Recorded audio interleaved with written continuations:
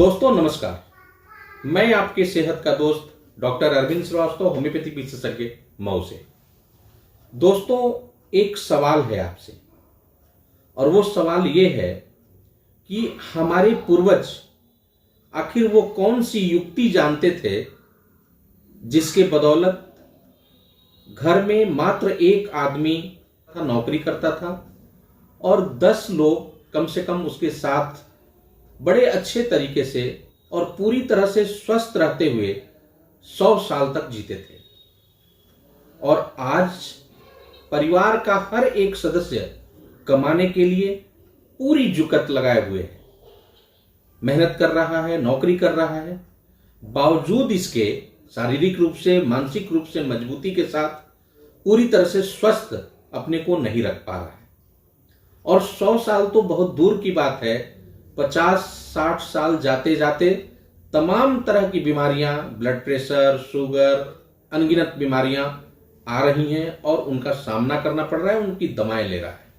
क्या आपको नहीं लगता कि आप भी 100 साल जीना चाहते हैं और पूरी तरह से स्वस्थ रहते हुए? दोस्तों मेरा जवाब है कि आप जी सकते हैं, लेकिन हमें अपने जीवन को संयमित करना पड़ेगा, अपने खान पान को दुरुस्त करना पड़ेगा। क्या खाना चाहिए, कब खाना चाहिए, हमारे खान पान में वो कौन कौन सी चीजें हैं जो समावेशित होनी चाहिए, जिससे एक संतुलित आहार का रूप ले सके, जो आपको शारीरिक रूप से मानसिक रूप से हर तरह से बलशाली और स्वस्थ बनाए। इन सब बिंदुओं को ध्यान में अगर आप रखें तो इसमें कोई शक और शुबा नहीं कि बिना किसी बीमारी के आप 100 साल तक पूरी तरह से स्वस्थ बने रह सकते हैं और पूरी अपनी कार्य क्षमता से अपने परिवार का, अपने देश का, अपने राष्ट्र का मदद कर सकते हैं और आगे बढ़ा सकते हैं। दोस्तों आज मैं बात करूंगा मोटे अनाज के बारे में। वह मोटे अनाज जिनको हमारे पूर्वज खाते रहे और स्वस्थ बने रहे। बचपन में कभी हमने भी उसका सेवन किया, लेकिन इन 30, 40 और 50 सालों में इस तरीके का बदलाव आया जिसकी वजह से हम कहीं ना कहीं हर चीज के लिए सुविधा भोगी होते गए, और जिसकी वजह से processed food, junk food, fast food का प्रचलन बहुत ज्यादा बढ़ा। जरा सोचिए कि इन 50 सालों में इतना बड़ा अंतर आया, तो हम अगली पीढ़ी को क्या समझा के और क्या ज्ञान दे करके जाएंगे जिससे वो स्वस्थ बने रहें और अच्छे बने। मोटे अनाज जिसमें ज्वार, बाजरा, मक्का, रागी यानी मड़ुआ, कोदो, सावा, कट्टू, इसमें इतनी प्रचुर मात्रा में फाइबर होता है जो कभी कब्जियत होने ही नहीं देगा। और आप जानते हैं, पेट सफा तो रोग दफा। पेट अनगिनत बीमारियों की जननी है, और अगर आपका पेट साफ है तो आप बीमारी से मुक्त हैं। इसमें manganese, potassium, zinc, vitamin B6, beta carotene, folic acid, इस तरह के ऐसे विटामिन्स और मिनरल्स होते हैं जो हमारे नस और नाड़ियों को मजबूत रखते हैं और स्वस्थ रखते हैं। इसीलिए दोस्तों इसे सुपर फूड भी कहा जाता है। दूसरी बात, इसके अंदर दोस्तों हर तरह की minerals, manganese, phosphate, zinc, sulphate, सारी की सारी चीजें इसके अंदर होती हैं।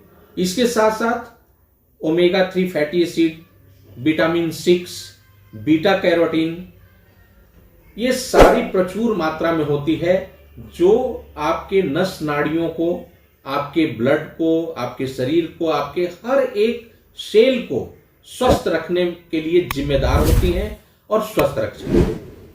इसके साथ साथ दोस्तों इसमें पर्याप्त मात्रा में कैल्शियम होता है जो आपकी हड्डियों की मजबूती के लिए जरूरी है। यानी ये हड्डियां ही हैं जिससे हमारा खून बनता है, हमको काफी मजबूती मिलती है।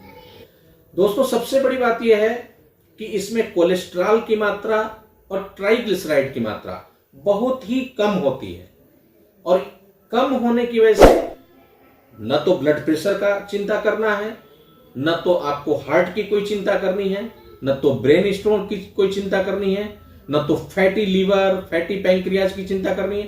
तो इसमें जो कोलेस्ट्रॉल है वो इतना कम मात्रा में होता है कि आपको इस तरह की कोई चिंता करनी ही नहीं है और इस तरह की भयावह बीमारियों का सामना आपको करना ही नहीं पड़ेगा अगर आप रेगुलर इसका इस्तेमाल करते हैं तो।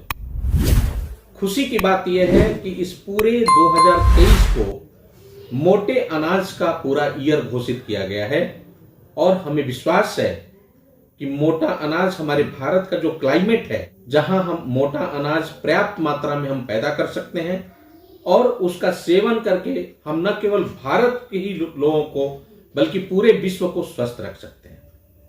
मैं अपने वैज्ञानिकों से आग्रह करूंगा कि मोटे अनाज से आसानी से बनने वाले वो उत्पाद जिसमें किसी तरह की कोई मिलावट ना हो, ऐसे उत्पाद बनाएं जिसको आसानी से जन जन तक पहुंचाया जा सके और पूरे विश्व को एक्सपोर्ट किया जा सके ताकि पूरा विश्व स्वस्थ रह सके भारत के साथ साथ। मुझे उम्मीद है कि यह वीडियो आपको जरूर पसंद आएगा और आपके काम का होगा।